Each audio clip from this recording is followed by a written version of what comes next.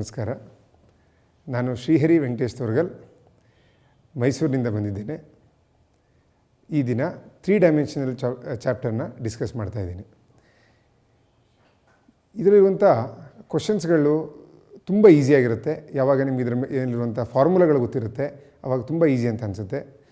ಮತ್ತು ಪ್ರತಿ ವರ್ಷ 2 ರಿಂದ 3 ಕ್ವಶನ್ನು ಕರ್ನಾಟಕ CET ಬಂದೇ ಬರುತ್ತೆ. ಈಗ ನಾನು ತೊಗೊಂಡಿರೋ ಕ್ವಶನ್ನು distance between line and a plane ಮೇಲಿದೆ. ಆ್ಯಕ್ಚುಲಿ ಡಿಸ್ಟೆನ್ಸ್ ಅಂತ ಹೇಳಿ ಬರೋದಾದರೆ ಯಾವ್ಯಾವ ರೀತಿ ಬರುತ್ತೆ ಅಂತ ನೋಡ್ಕೊಳ್ಳೋಣ. ಡಿಸ್ಟೆನ್ಸ್ ಬಿಟ್ವೀನ್ 2 ಲೈನ್ಸ್ ಬರುತ್ತೆ. ಡಿಸ್ಟೆನ್ಸ್ ಬಿಟ್ವೀನ್ 2 ಲೈನ್ಸಲ್ಲಿ 2 ಲೈನ್ಗಳು ಪ್ಯಾರಲಲ್ ಆಗಿದ್ದಾಗ ನಾವು ಅದರ ಮಧ್ಯದಲ್ಲಿರುವಂಥ ಡಿಸ್ಟೆನ್ಸನ್ನು ಫೈಂಡ್ ಔಟ್ ಮಾಡ್ಬೋದು. ಅಥವಾ 2 ಲೈನ್ಗಳು ಸ್ಕ್ಯೂ ಲೈನ್ಸ್ ಆಗಿದ್ದಾಗಲೂ ಸಹಿತ ಅದರ ಮಧ್ಯದಲ್ಲಿರುವಂಥ ಡಿಸ್ಟೆನ್ಸನ್ನು ನಾವು ಫೈಂಡ್ ಔಟ್ ಮಾಡ್ಬೋದು. ಅದೇ ಏನಾದರೂ ಆ ಲೈನ್ಗಳು ಇಂಟರ್ಸೆಕ್ಟ್ ಆದರೆ the distance between 2 lines is 0. ಈ ಕೇಸಲ್ಲಿ ಏನಾಗ್ತಾ ಇದೆ ಅಂಥೇಳಿ ಅಬ್ಸರ್ವ್ ಮಾಡೋಣ. ಕ್ವಶನ್ ನೋಡೋಣ. The distance between the line vector r is equal to I plus j plus 2k plus lambda times 2i plus 5j plus 3k and the plane vector r dot 2i plus j minus 3k is equal to 5 is option A 5 by root 14, option B 6 by root 14, option C 7 by root 14, option D 8 by root 14. First ಆ ಲೈನನ್ನು ತಗೊಂಡು discuss ಮಾಡೋಣ. ಈ ಲೈನ್ನ ನಾನು ಬರ್ಕೊಂಡ್ರೆ ಈ line ಮೇಲಿರುವಂಥ ಪಾಯಿಂಟನ್ನು ಇದು indicate ಮಾಡುತ್ತೆ. That is 1,1,2 is A point which is on the line 1,1,2. ಯಾವಾಗ ಈ ಥರ ಲ್ಯಾಂಬ್ಡಾ ಅಂತ ಒಂದು ಆರ್ಬಿಟ್ರರಿ ಬರುತ್ತೆ, ಅದರ ಪಕ್ಕದಲ್ಲಿರುವಂಥ ವೆಕ್ಟರು ಆ ಲೈನ್ಗೆ ಪ್ಯಾರಲಲ್ ಆಗಿರುವಂಥದ್ದನ್ನ ರೆಪ್ರೆಸೆಂಟ್ ಮಾಡುತ್ತೆ. That is 2i plus 5j plus 3k. ಈ ಕೇಸಲ್ಲಿ ಫಸ್ಟು ನಾವು ಡಿಸ್ಕಸ್ ಮಾಡಬೇಕಾಗಿರೋದು ಈ ಲೈನ್ ಮತ್ತು ಈ ಪ್ಲೇನು ಪ್ಯಾರಲಲ್ ಆಗಿದೆಯಾ ಅನ್ನೋದನ್ನ ಕನ್ಫರ್ಮ್ ಮಾಡ್ಕೋಬೇಕು. ಈ ಕೇಸಲ್ಲಿ ಇದೆರಡು ಪ್ಯಾರಲಲ್ ಆಗಿದೆಯಾ ಅಂತ ಕನ್ಫರ್ಮ್ ಮಾಡಲಿಕ್ಕೆ ಈ ವೆಕ್ಟರ್ ಮತ್ತು ಈ ವೆಕ್ಟರ್ನ ಡಾಟ್ ಪ್ರಾಡಕ್ಟ್ 0 ಬರುತ್ತಾ ಅಂತ ಚೆಕ್ ಮಾಡಬೇಕು. ಯಾಕೆ ಅಂತ ನೋಡೋಣ. ಈ ಒಂದು ಪ್ಲೇನ್ನ ನಾನು ಬರ್ಕೊಂಡ್ರೆ ಅದರ ಈಕ್ವೇಷನ್ನ ಅವ್ರು ಕೊಟ್ಟಿರ್ತಾರೆ. ಇದನ್ನು ನಾವು ಕಾರ್ಟೀಷನ್ ಫಾರ್ಮಲ್ಲಿ ಬರೆಯೋದಾದರೆ 2x ಜೆ ಬದಲು ನಾವು y ಅಂತ ಬರ್ಕೊಂಡ್ರೆ y minus 3z is equal to 5 ಆಗುತ್ತೆ. ಈ ಪ್ಲೇನ್ಗೆ ಪರ್ಪೆಂಡಿಕ್ಯುಲರ್ ಆಗಿರೋ ವೆಕ್ಟರ್ ಯಾವಾಗಲೂ ಎಕ್ಸ್ ಮತ್ತು ವೈ ಮತ್ತು ಝಡ್ನ ಕೊಯಿಫಿಷಿಯಂಟ್ ಆಗಿರುತ್ತೆ. That is 2,1,-3 are the direction ratios of normal vector to the plane. ಈ ವೆಕ್ಟರ್ ಮತ್ತು ಈ ವೆಕ್ಟರ್ ಪರ್ಪೆಂಡಿಕ್ಯುಲರ್ ಆಗಿದೆ ಅಂತ ಕನ್ಫರ್ಮ್ ಆದರೆ ಈ ಪ್ಲೇನು ಮತ್ತು ಈ ಲೈನು ಪ್ಯಾರಲಲ್ ಆಗಿದೆ ಅನ್ನೋದು ಕನ್ಫರ್ಮ್ ಆದ ಹಾಗೆ. 2 2s are 4 plus 5 is 9 minus 9 0. So dot product of 2 1 minus 3 2 5 3 is 0. Therefore the line and plane are parallel to each other. ಈಗ ನಾವು ಮಾಡಬೇಕಾಗಿರೋದೇನೆಂದರೆ ಈ ಲೈನ್ ಮೇಲಿರುವ ಯಾವುದಾದ್ರೂ ಒಂದು ಪಾಯಿಂಟಿಂದ ಈ ಪ್ಲೇನಿಗೆ ಪರ್ಪೆಂಡಿಕ್ಯುಲರ್ ಡಿಸ್ಟೆನ್ಸನ್ನು ಫೈಂಡ್ ಔಟ್ ಮಾಡಿದ್ರೆ ನಮ್ಮ ಕೆಲಸ ಆಯಿತು. ಹಾಗಾಗಿ ಇದ್ರ ಮೇಲೆ ಯಾವ ಪಾಯಿಂಟಿಂದ ಬೇಕಾದರೂ ನಾವು ಇಲ್ಲಿಗೆ ಡಿಸ್ಟೆನ್ಸನ್ನು ಫೈಂಡ್ ಔಟ್ ಮಾಡ್ಬೋದು. ನಮ್ಗೆ ಈಗಾಗಲೇ ಗೊತ್ತಿದೆ 1,1,2 ಅನ್ನೋ ಪಾಯಿಂಟು ಲೈನ್ ಮೇಲಿದೆ ಅಂತ. ಹಾಗಾದರೆ ಈ ಲೈನಿಂದ ಈ ಪ್ಲೇನ್ಗಿರುವ ಲೆಂಗ್ತನ್ನು ಪರ್ಪೆಂಡಿಕ್ಯುಲರ್ ಡಿಸ್ಟೆನ್ಸನ್ನು ಫೈಂಡ್ ಔಟ್ ಮಾಡಿದ್ರೆ ಆಯಿತು. ಹಾಗಾದರೆ ನಮ್ಗೆ ಗೊತ್ತಿದೆ ಪರ್ಪೆಂಡಿಕ್ಯುಲರ್ ಡಿಸ್ಟೆನ್ಸ್ ಫಾರ್ಮುಲಾ 1,1,2 ಇಂದ 2x plus y minus 3z is equal to 5 ಇರುವಂತಹ ಪರ್ಪೆಂಡಿಕ್ಯುಲರ್ ಡಿಸ್ಟೆನ್ಸನ್ನು ಫೈಂಡ್ ಔಟ್ ಮಾಡೋಣ. That is perpendicular distance is equal to ಮಾಡ್ಯುಲಸ್ನ ಬರ್ಕೋಬೇಕು. ಈಕ್ವೇಷನ್ ಆಫ್ ಎ ಲೈನ್ನ ಬರೀಬೇಕು, ಆದರೆ ಎಕ್ಸ್ ವೈ ಝಡ್ನ ಬರೆಯುವ ಅವಶ್ಯಕತೆ ಇಲ್ಲ. 2 bracket plus bracket minus 3 bracket minus 5 equation of a ಪ್ಲೇನ್ನ ಬರ್ಕೊಳ್ಳಿ, ಆದರೆ ಎಕ್ಸ್ ವೈ ಝಡ್ಡನ್ನು ಬರಿಬೇಡಿ. ಸ್ಕ್ವೇರ್ ರೂಟ್ ಹಾಕೋಣ. ಬ್ರ್ಯಾಕೆಟ್ನ ಪಕ್ಕದಲ್ಲಿರುವಂಥ ಕೊಯಿಫಿಷಿಯಂಟ್ಗಳನ್ನ ಸ್ಕ್ವೇರ್ ಮಾಡಿ ಇದ್ರೊಳಗಡೆ ಬರೆಯೋಣ. That is 2 square 4 1 square plus 1 minus 3 whole square that is plus 9. ಈಗ ಎಲ್ಲಿಂದ ನಿಮಗೆ ಡಿಸ್ಟೆನ್ಸ್ ಬೇಕು, ಯಾವ ಪಾಯಿಂಟಿಂದ ಡಿಸ್ಟೆನ್ಸ್ ಬೇಕು ಅದನ್ನು ಇಲ್ಲಿಗೆ ಸಬ್ಸ್ಟಿಟ್ಯೂಟ್ ಮಾಡಿದ್ರೆ ಆಯಿತು. ನಮ್ಗೆ ಬೇಕಾಗಿರೋ ಡಿಸ್ಟೆನ್ಸು ಫ್ರಮ್ 1,1,2 ಇಂದ. ಹಾಗಾಗಿ ಎಕ್ಸ್ ಜಾಗದಲ್ಲಿ 1, ವೈ ಜಾಗದಲ್ಲಿ 1, ಝೆಡ್ ಜಾಗದಲ್ಲಿ 2 ಹಾಕ್ಕೊಂಡು ಸಿಂಪ್ಲಿಫೈ ಮಾಡೋಣ. Answer is 2 ones are 2 plus 1 is 3. 3 minus 6 is minus 3. Minus 3 minus 5 is minus 8. Divide by 10 plus 4 root 14. Since distance is always positive, 8 by root 14 is the distance between the line and the plane. Therefore, option D is the right answer.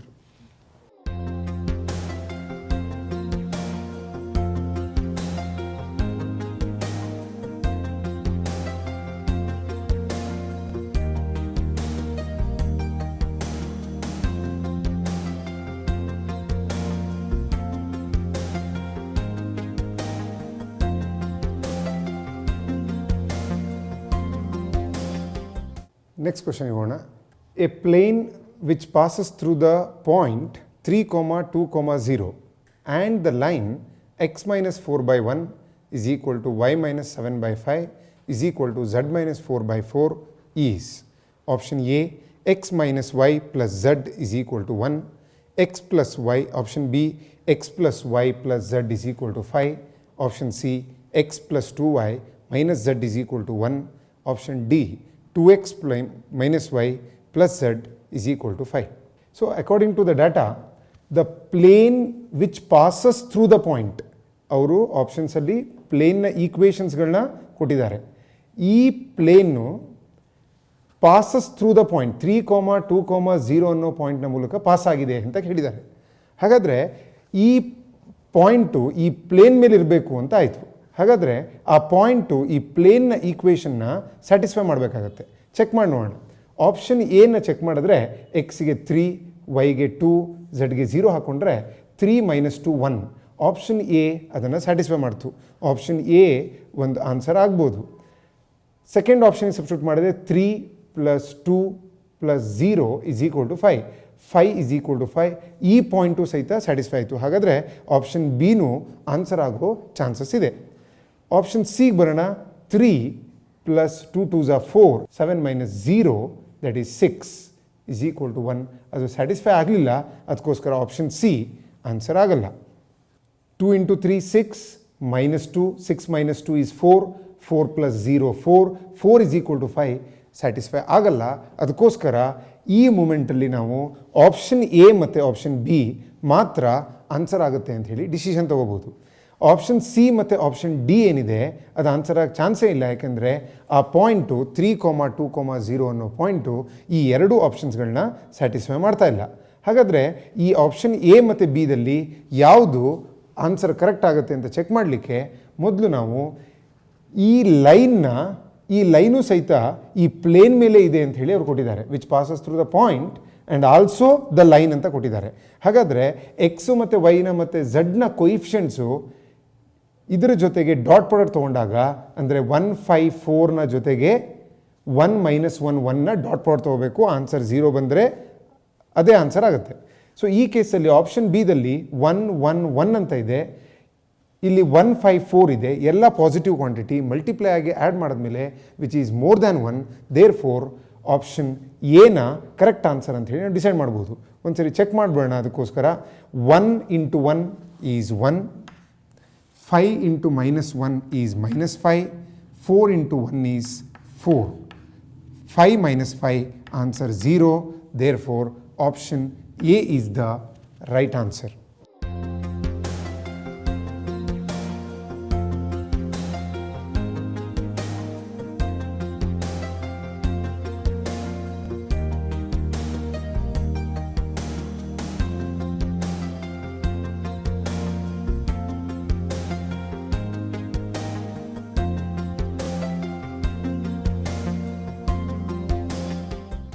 ಈ problem ಏನಿದೆ ಇದು line ಮತ್ತು ಪ್ಲೇನ್ನ relationship ಮೇಲೆ depend ಆಗಿರುವಂಥ problem ಆಗಿದೆ. Very interesting ಆಗಿದೆ ಈ problem ನೋಡೋಣ. The line X minus 2 by 3 is equal to y minus 3 by 4 is equal to z minus 4 by 5. Option A lies in 3x plus 2y plus 6z minus 12 equal to 0. Option B is parallel to 2x plus y minus 2z is equal to 11. Option C is perpendicular to 4x plus 7y plus 6z is equal to 0. Option D passes through -2, -3, -4. First ಈ ಲೈನ್ನ ಬಗ್ಗೆ ತಿಳ್ಕೊಳ್ಳೋಣ. ಈ line ಏನಿದೆ, ಯಾವತ್ತು ಈ ರೀತಿ ಎರಡೆರಡು ಈಕ್ವಲ್ ಟು ಇದ್ದರೆ ನೀವು ಕನ್ಫರ್ಮ್ ಆಗಿ ಹೇಳ್ಬೋದು this represents equation of a line ಅಂತ. ಯಾವತ್ತು ಈ ಥರ ರೇಷ್ಯೂ ಈಕ್ವಲ್ ಆಗುತ್ತೆ. 3Dದಲ್ಲಿ ಇದನ್ನು ಅಬ್ಸರ್ವ್ ಮಾಡಬೇಕು. ಎರಡೆರಡು ಈಕ್ವಲ್ ಟು ಇದ್ದಾಗ that represents equation of A straight line. ಈ ಲೈನ್ನ ಮೇಲೆ ಇರುವಂಥ ಪಾಯಿಂಟು ಯಾವಾಗಲೂ ಎಕ್ಸ್ನ ಪಕ್ಕದ ಟರ್ಮ್ನಲ್ಲೇ ಇರುತ್ತೆ. ಹಾಗಾದರೆ ಹೇಗೆ ಆ ಪಾಯಿಂಟ್ ಇದರಲ್ಲಿರುತ್ತೆ ಅಂತ ನೋಡೋಣ. ಇದ್ರ ಮೇಲಿರೋ ಪಾಯಿಂಟನ್ನು ನೀವು ತುಂಬ ಈಸಿಯಾಗಿ ಐಡೆಂಟಿಫೈ ಮಾಡ್ಬೋದು. -2ನ ಸೈನ್ ಚೇಂಜ್ ಮಾಡಿದ್ರೆ +2 ಬರುತ್ತೆ, ಅದು ನಿಮಗೆ ಎಕ್ಸ್ ಕೋಆರ್ಡಿನೇಟ್ನ ಕೊಡುತ್ತೆ. -3ನ ಸೈನ್ ಚೇಂಜ್ ಮಾಡಿದಾಗ +3 ಬರುತ್ತೆ, ಅದು ವೈ ಕೋಆರ್ಡಿನೇಟ್. ಝಡ್ನ ಪಕ್ಕದಲ್ಲಿರೋದು -4, ಅದರ ಸೈನ್ ಚೇಂಜ್ ಮಾಡಿದಾಗ +4 ಬರುತ್ತೆ. ಹಾಗಾದರೆ 2, 3, 4 ಅನ್ನೋ ಪಾಯಿಂಟು ಈ ಲೈನ್ ಮೇಲಿದೆ ಅಂತ ಹೇಳಿ ಕನ್ಫರ್ಮ್ ಆಯಿತು. ಹಾಗೆ ಡಿನಾಮಿನೇಟ್ರಲ್ಲಿರುವಂತಹ ನಂಬರ್ಸು ಇದಕ್ಕೆ ಪ್ಯಾರಲಲ್ ಆಗಿರುವಂಥ ವೆಕ್ಟರ್ನ ರೆಪ್ರೆಸೆಂಟ್ ಮಾಡುತ್ತೆ. ಹಾಗಾದರೆ ಆ ವೆಕ್ಟರ್ ಯಾವುದು? 3i + 4j + 5k ಅನ್ನೋ ವೆಕ್ಟರು ಈ ಲೈನ್ಗೆ ಪ್ಯಾರಲಲ್ ಆಗಿದೆ. ಹಾಗಾದರೆ ಆಪ್ಷನ್ಸ್ಗಳನ್ನ ನೋಡೋಣ. Option A lies in 3x + 2y + 6z -12 = 0 ಅಂದರೆ ಅರ್ಥ ಅವರು ಕೊಟ್ಟಿರುವ ಲೈನು ಈ ಪ್ಲೇನ್ ಮೇಲಿದೆ ಅಂತ ಆಯಿತು. ಹಾಗಾದರೆ ಈ ಎಕ್ಸ್ ಮತ್ತು ವೈ ಮತ್ತು ಝಡ್ನ ಕೊಯಿಫಿಷಿಯಂಟ್ ಜೊತೆಗೆ ಇದರ ಡಾಟ್ ಪ್ರಾಡಕ್ಟ್ನ ತೊಗೊಂಡಾಗ ಅದರ ಆನ್ಸರ್ 0 ಆಗಬೇಕು. ಅದಂತೂ ಯಾವುದೇ ಕಾರಣಕ್ಕೂ 0 ಆಗಲ್ಲ. ಯಾಕೆ ಅಂತಂದರೆ 3, 4, 5 ಎಲ್ಲದಕ್ಕೂ ಪಾಸಿಟಿವ್ ನಂಬರ್ಸ್ ಇದ್ದಾವೆ. ಇಲ್ಲೂ ಸಹಿತ ಪಾಸಿಟಿವ್ ನಂಬರ್ಸ್ ಇದೆ. ಏನಾದರೂ ಸಬ್ಟ್ರಾಕ್ಟ್ ಆದಾಗ ತಾನೇ ಆನ್ಸರ್ 0 ಬರೋದು. ಇಲ್ಲೆಲ್ಲ ಪಾಸಿಟಿವ್ ನಂಬರ್ ಇರೋದ್ರಿಂದ 2 ಮಲ್ಟಿಪ್ಲೈ ಆಗಿ ಇನ್ನೂ ಜಾಸ್ತಿಯಾಗಿ ಆ್ಯಡ್ ಆಗಿ ಜಾಸ್ತಿ ಆಗುತ್ತೆ ವ್ಯಾಲ್ಯೂ, ಅಂದರೆ 0 ಆಗಲ್ಲ. Therefore option A it is not the correct option. ಈಗ ಆಪ್ಷನ್ ಸಿಗೆ ಬರೋದಾದರೆ is perpendicular to 4x + 7y + 6z = 0. ಹಾಗಾದರೆ ಅವ್ರು ಹೇಳ್ತಾ ಇದ್ದಾರೆ this line is perpendicular to ಅಂತ ಹೇಳ್ತಾ ಇದ್ದಾರೆ. ಲೈನು ಈ ಲೈನ್ಗೆ ಪರ್ಪೆಂಡಿಕ್ಯುಲರ್ ಆಗೋದಾದರೆ ಈ ವೆಕ್ಟರ್ ಮತ್ತು ಇದರ ಕೊಯಿಫಿಷಿಯಂಟ್ ಅಂದರೆ 4, 7, 6 ಎರಡು ಪ್ಯಾರಲಲ್ ಆಗಿರಬೇಕು, ಅಂದರೆ ರೇಷಿಯೋ ಸೇಮ್ ಇರಬೇಕು. ಅದಂತೂ ಆಗಲ್ಲ. 3, 4, 5 ಅಲ್ಲಿ 4, 7, 6 ಇದರ ರೇಷಿಯೋ ಸೇಮ್ ಆಗ್ತಾ ಇಲ್ಲ, ಅಂದರೆ ಪ್ಯಾರಲಲ್ ಇಲ್ಲ. ಈ ವೆಕ್ಟರು ಮತ್ತು ಅದರ ಕೊಯಿಫಿಷಿಯಂಟ್ಸ್ಗಳು ಪ್ಯಾರಲಲ್ ಇಲ್ಲ. ಅದಕ್ಕೋಸ್ಕರ ಆಪ್ಷನ್ ಸಿ ಆನ್ಸರ್ ಆಗಲ್ಲ. ಆಪ್ಷನ್ ಡಿಗೆ ಬಂದರೆ ಪಾಸಸ್ ಥ್ರೂ -2, -3, -4 ಅಂತ ಹೇಳಿದ್ದಾರೆ. ಈ ಪಾಯಿಂಟನ್ನು ತೊಗೊಂಡೋಗಿ ಎಕ್ಸು ವೈ ಝಡ್ಗೆ ಸಬ್ಸ್ಟಿಟ್ಯೂಟ್ ಮಾಡಿದ್ರೆ ಇದರ ರೇಷಿಯೋ ಸೇಮ್ ಇದ್ದರೆ ಆಗ ಈ ಪಾಯಿಂಟ್ ಹತ್ರ ಪಾಸ್ ಆಗಿದೆ ಈ ಲೈನು ಅಂತ ಅರ್ಥ. ಚೆಕ್ ಮಾಡಿ ನೋಡೋಣ.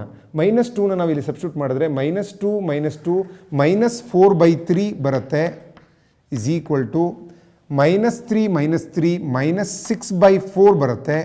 ಇಲ್ಲೇ ಆ ರೇಷಿಯೋ ಸ್ಯಾಟಿಸ್ಫೈ ಆಗದೆ ಇರೋದು ನಮಗೆ ಕಾಣಿಸ್ತಾ ಇದೆ. ಹಾಗಾಗಿ ಆಪ್ಷನ್ ಡಿನೂ ಸಹಿತ ಆನ್ಸರ್ ಆಗಲಿಕ್ಕೆ ಚಾನ್ಸ್ ಇಲ್ಲ. ಹಾಗಾಗಿ ಆಪ್ಷನ್ ಬಿ ಹೇಗೆ ಸ್ಯಾಟಿಸ್ಫೈ ಆಗುತ್ತೆ ಅದರ ಬಗ್ಗೆ ಡಿಸ್ಕಸ್ ಮಾಡೋಣ. Is parallel to 2x + y - 2z = 11. Check ಮಾಡಿ ನೋಡಿ. 3 × 2 6, 4 × 1 4, 6 + 4 10, 5 × -2 is -10, 10 - 10 0. ಇದರ ಕೊಯಿಫಿಷಿಯಂಟ್ ಜೊತೆಗೆ ಇದರ ಡಾಟ್ ಪ್ರಾಡಕ್ಟ್ನ ತೊಗೊಂಡಾಗ ಅದರ ಆನ್ಸರ್ 0 ಆಯಿತು. ಅದಕ್ಕೋಸ್ಕರ option B is the right answer.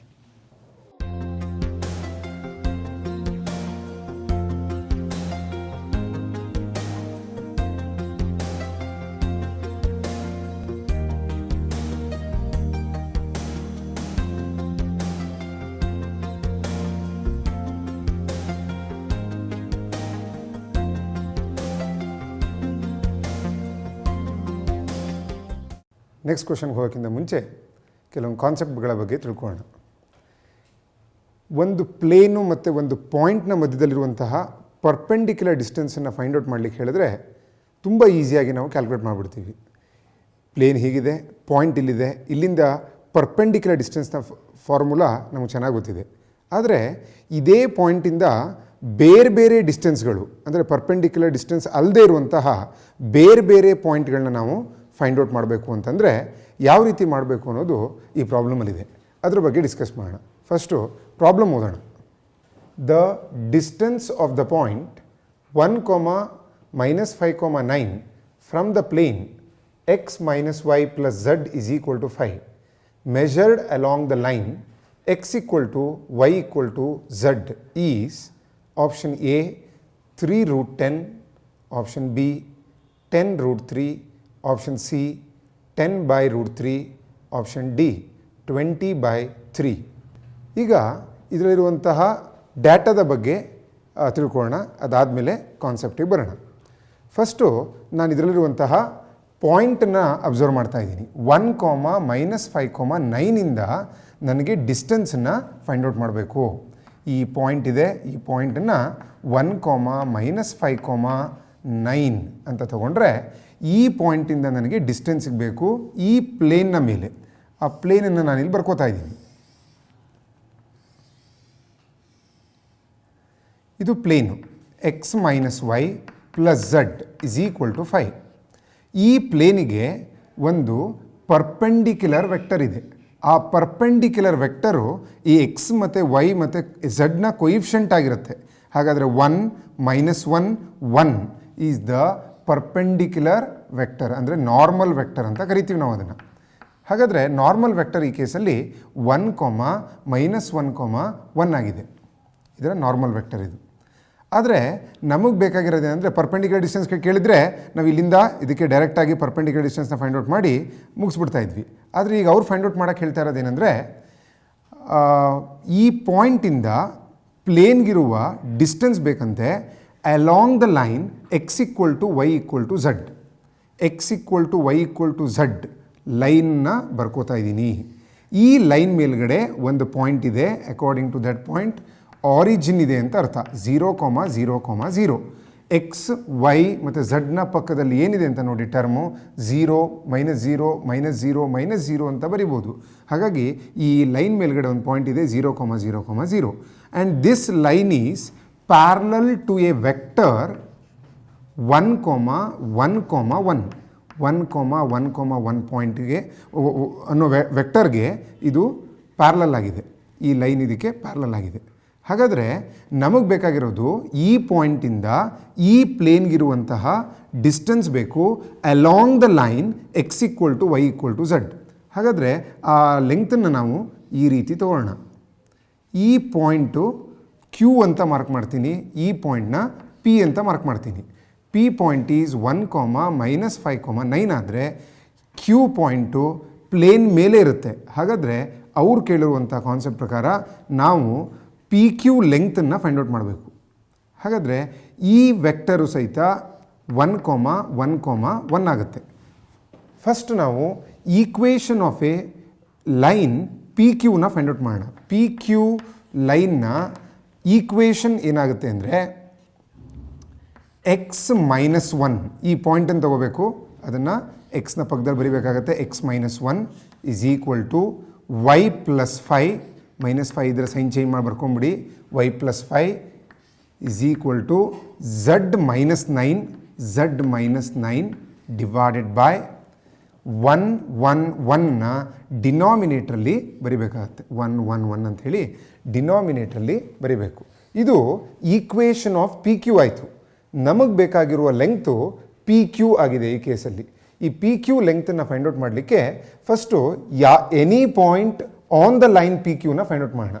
Any point on the line PQ is of the form, ಇದನ್ನು = ಲ್ಯಾಂಬ್ಡಾ ಅಂತ ಬರ್ಕೊಂಡ್ರೆ any point on the line PQ is given by 1 × lambda is lambda, lambda +1.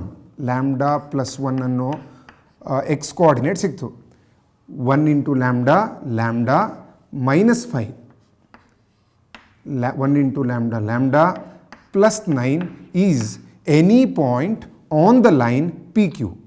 ಹಾಗಾದರೆ ಈ ಕೋಆರ್ಡಿನೇಟು ಕ್ಯೂನ coordinate ಆಗಲೇಬೇಕು ಅಂತಂದರೆ ಈ Q point x - y + z = 5 ಅನ್ನೋ ಈಕ್ವೇಷನ್ನ satisfy ಮಾಡಬೇಕಾಗತ್ತೆ. ಆ ಈಕ್ವೇಷನ್ಗೆ ಸ್ಯಾಟಿಸ್ಫೈ ಮಾಡಿದ್ರೆ ನಮಗೆ ಲ್ಯಾಂಬ್ಡಾ ವ್ಯಾಲ್ಯೂ ಸಿಗುತ್ತೆ. ಇದನ್ನು ಸಬ್ಸ್ಟಿಟ್ಯೂಟ್ ಮಾಡೋಣ. ಎಕ್ಸಿಗೆ ಲ್ಯಾಂಬ್ಡಾ +1 ಅಂತ ಸಬ್ಸ್ಟಿಟ್ಯೂಟ್ ಮಾಡೋಣ. ಲ್ಯಾಂಬ್ಡಾ -5ನ ವೈಗೆ ಸಬ್ಸ್ಟಿಟ್ಯೂಟ್ ಮಾಡಿದ್ರೆ -ಲ್ಯಾಂಬ್ಡಾ +5 ಆಗುತ್ತೆ. ಲ್ಯಾಂಬ್ಡಾ +9ನ ವೈಗೆ ಸಬ್ಸ್ಟಿಟ್ಯೂಟ್ ಮಾಡಿದ್ರೆ ಲ್ಯಾಂಬ್ಡಾ +9 = 5 ಆಯಿತು. ಲ್ಯಾಂಬ್ಡಾ ಮತ್ತು ಲ್ಯಾಂಬ್ಡಾ ಕ್ಯಾನ್ಸಲ್ ಆಯಿತು. 5 ಮತ್ತು 5ನ ಕ್ಯಾನ್ಸಲ್ ಮಾಡ್ಬೋದು. ಲ್ಯಾಂಬ್ಡಾ = 9 + 1 10. LHS ಕಡೆ ಬಂದರೆ -10 ಆಗುತ್ತೆ. Lambda is equal to -10. ಇಲ್ಲೊಂದು ಪಾಯಿಂಟ್ ಇದ್ದರೆ ಅದಕ್ಕೆ ಲ್ಯಾಂಬ್ಡಾ ವ್ಯಾಲ್ಯೂ ಬೇರೆ ಇರುತ್ತೆ, ಇಲ್ಲೊಂದು ಪಾಯಿಂಟ್ ಇದ್ದರೆ ಅದಕ್ಕೆ ಲ್ಯಾಂಬ್ಡಾ ವ್ಯಾಲ್ಯೂ ಬೇರೆ ಇರುತ್ತೆ, ಇಲ್ಲಿ ಲ್ಯಾಂಬ್ಡಾ ವ್ಯಾಲ್ಯೂ ಬೇರೆ ಇರುತ್ತೆ. ಹಾಗಾದರೆ ಕ್ಯೂ ಪಾಯಿಂಟು ಈ ಪ್ಲೇನ್ ಮೇಲೆ ಇರಬೇಕು ಅಂದರೆ ಲ್ಯಾಂಬ್ಡಾ ವ್ಯಾಲ್ಯೂ -10 ಆದಾಗ ಮಾತ್ರ ಸಾಧ್ಯ. ನಮಗೀಗ ಎಕ್ಸಾಕ್ಟಾಗಿ ಪಾಯಿಂಟ್ ಕ್ಯೂನ ಫೈಂಡ್ ಔಟ್ ಮಾಡ್ಬೋದು. ಅದೇನೆಂದರೆ ಲ್ಯಾಂಬ್ಡಾ ಇಸ್ ಈಕ್ವಲ್ ಟು -10ನ ತೊಗೊಂಡು ಹೋಗಿ ಈ ಕೋಆರ್ಡಿನೇಟ್ಗೆ ಸಬ್ಸ್ಟಿಟ್ಯೂಟ್ ಮಾಡಬೇಕು. -10 + 1 ಈಸ್ -9. ನಮಗೆ ಕ್ಯೂ ಪಾಯಿಂಟ್ ಸಿಗ್ತಾ ಇದೆ ಈ ಕೇಸಲ್ಲಿ. -10 - 5 ಈಸ್ -15. -10 + 9 ಈಸ್ -1. ಈ ಕ್ಯೂ ಪಾಯಿಂಟು ಸಿಕ್ಕಾಯಿತು. ಹಾಗಾದರೆ ಅವ್ರು ಫೈಂಡ್ ಔಟ್ ಮಾಡೋಕ್ಕೆ ಹೇಳಿರೋದು ಲೆಂತ್ ಪಿ ಕ್ಯೂನ ನಾವು ಎರಡಕ್ಕೂ ಡಿಸ್ಟೆನ್ಸ್ ಫಾರ್ಮುಲಾ ಹಾಕಿದ್ರೆ ಪಿ ಕ್ಯೂ ಲೆಂತ್ ಸಿಕ್ಬಿಡುತ್ತೆ. ಹಾಗಾದರೆ ಪಿ ಕ್ಯೂ ಲೆಂತನ್ನು ನಾವು ಫೈಂಡ್ ಔಟ್ ಮಾಡೋಣ. P Q is equal to -9 - 1 whole square that is -10 whole square that is 100 plus -15 + 5 that is -10 -10 whole square is 100 plus -1 - 9 that is -10 -10 whole square is 100. 100ನ್ನು ಎಲ್ಲದರಲ್ಲೂ common ತೆಗೆದು square ರೂಟಿಂದ ಹೊರಗಡೆ ಬಂದಾಗ 10 ಆಗುತ್ತೆ. 1 + 1 + 1 3 ಉಳಿಯುತ್ತೆ. 10√3 is the length of the P Q. ಇದು normal question ಥರ ಇಲ್ಲ. Perpendicular ಡಿಸ್ಟೆನ್ಸ್ನ ಫೈಂಡ್ ಔಟ್ ಮಾಡಿಬಿಟ್ಟಿದ್ರೆ ಇಷ್ಟೊತ್ತಿಗೆ ನಾವು ಇದನ್ನು ಫೈಂಡ್ ಔಟ್ ಮಾಡಿಬಿಡ್ತಾ ಇದ್ವಿ. ನಾವೀಗ ಫೈಂಡ್ ಔಟ್ ಮಾಡಬೇಕಾಗಿರೋದು along the line x = y = z. Therefore P Q length is 10√3. ಹಾಗಾಗಿ ಈ ಕೇಸಲ್ಲಿ ಆಪ್ಷನ್ ಬಿ 10√3 ಕರೆಕ್ಟ್ ಆನ್ಸರ್ ಆಗುತ್ತೆ.